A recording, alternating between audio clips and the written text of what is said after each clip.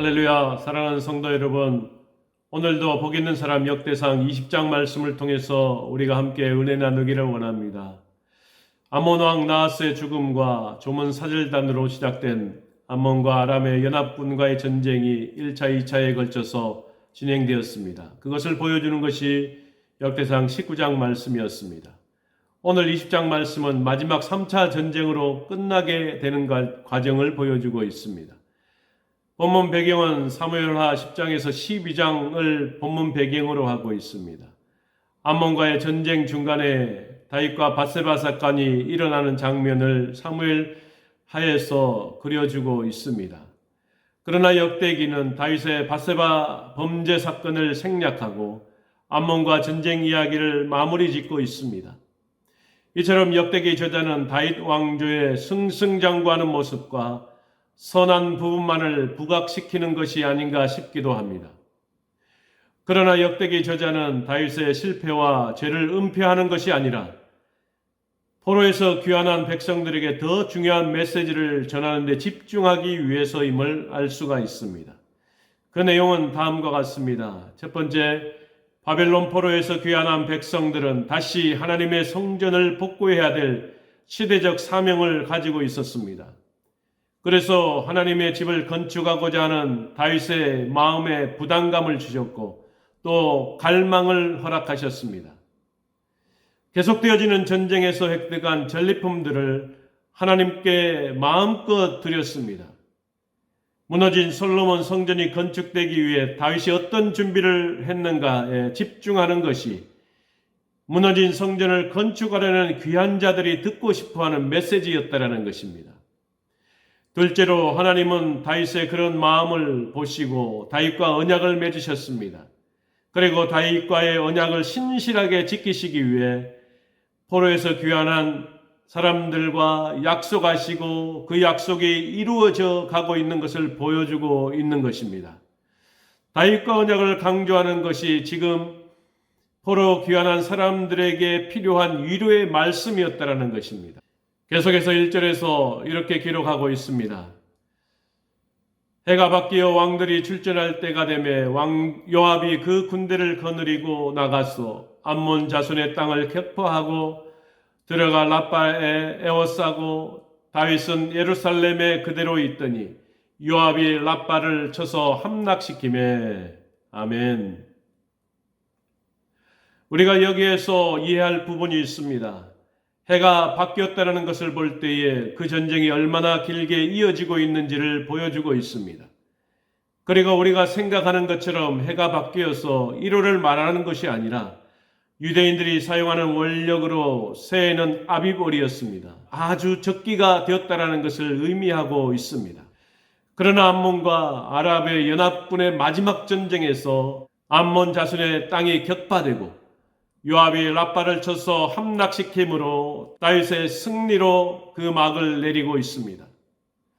다윗은 그 전쟁으로부터 획득한 많은 물건들 무수히 가져왔고 암몬 사람들을 노예로 삼았습니다.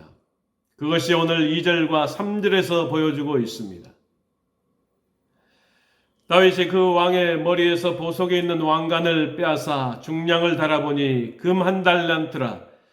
그들의 왕관을 자기 머리에 씌우니라. 다윗이 또 그 성에서 노력한 물건을 무수히 내오고 그 가운데 백성을 끌어내어 톱과 새도끼와 돌소래로 일하게 하니라.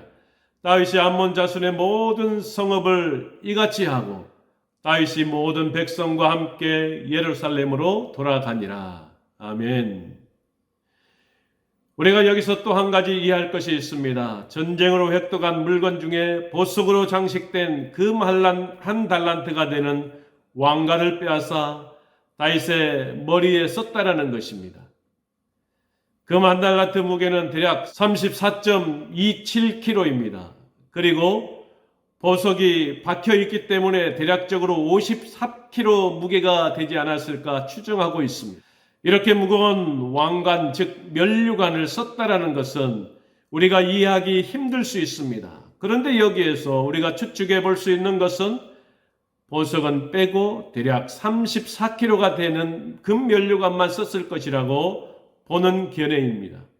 혹은 왕권을 상징하는 것이기 때문에 평소에 매일 착용하는 면류관이 아니라 왕권을 상징하는 금면류관으로서 특별한 경우 잠깐 쓰고 벗어주는 것이었다고 보는 견해가 있는 것입니다. 정확히 알 수는 없지만 중요한 것은 마지막 전쟁에 승리하여 획득물과 암몬 사람들을 노예로 삼고 전쟁에서 승리로 말미암아 막대한 전리품을 모두 하나님께 드렸고 그 드린 것을 통해서 성전 건축을 완벽하게 준비했다라는 것입니다. 블레셋과의 전쟁을 마지막으로 다윗의 전쟁 역사를 마무리하고 있습니다. 블레셋은 이스라엘과 다윗과 하나님을 능욕했고 수치스럽게 모욕했던 민족입니다. 그러나 오늘 우리가 읽었던 말씀처럼 4절과 5절과 6절에서 4절에서 블레셋 사람들과 게셀에서 전쟁할 때 하나님께서는 다윗과 그 장군들을 통해서 블레셋 군대의 최고의 지휘자이면서 거인들과 전쟁에서 승리하게 하셨고 마지막 8절에서는 가드의 키 큰 자 소생이라도 다윗의 손과 그 신하의 손에서 다 죽었더라라고 말씀하고 있는 것입니다. 수치와 능욕과 모욕을 대갚으심으로 말미암아 하나님의 영광을 다시 나타내 주고 있는 것입니다. 이처럼 역대상 말씀을 통해서 마지막 전쟁의 역사를 마무리하고 그 전쟁의 역사에서 획득한 모든 전리품들을 하나님께 드리고 그 전리품을 기초로 해서 하나님의 성전이 건축되었음을 보여주고 있다라는 것입니다. 아울러서 다윗이 어디로 가든지 그 전쟁에서 이기게 하시고 하나님이 함께 하심으로 말미암아 그 전쟁은 승리할 수밖에 없다라는 것을 우리에게 보여주고 있다라는 것입니다. 사랑하는 성도 여러분, 오늘을 살아가는 저와 여러분도 하나님이 함께 하실 줄 믿습니다. 마지막 다윗과 함께 하심으로 하나님의 영광을 다시 한번 보여주신 것처럼 이 마지막을 살아가는 우리에게도 하나님의 영광을 드러내고 그 삶 속에서 하나님의 온전하신 뜻을 이루어드리는 오늘 한날의 삶이 되기를 주의 이름으로 간절히 축원하옵나이다. 아멘. 다 같이 기도하겠습니다. 전능하신 여호와 하나님 아버지 감사합니다. 계속되어지는 아람과 암몬의 연합군을 통해서 1, 2, 3차에 걸쳐서 진행되는 전쟁 속에서도 하나님은 그 전쟁을 승리케 하셨습니다. 그 전쟁을 승리한 이후에 모든 전리품을 하나님께 드려 성전을 건축하는 데 기초를 삼았다라고 말씀하고 있습니다.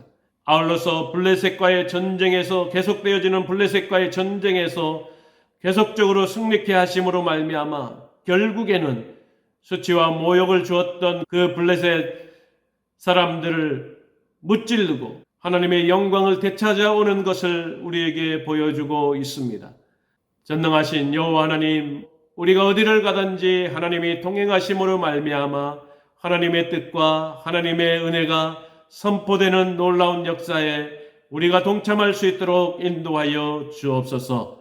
오늘 한날도 주님의 손에 의탁하오며 예수 그리스도의 이름으로 간절히 기도하옵나이다. 아멘.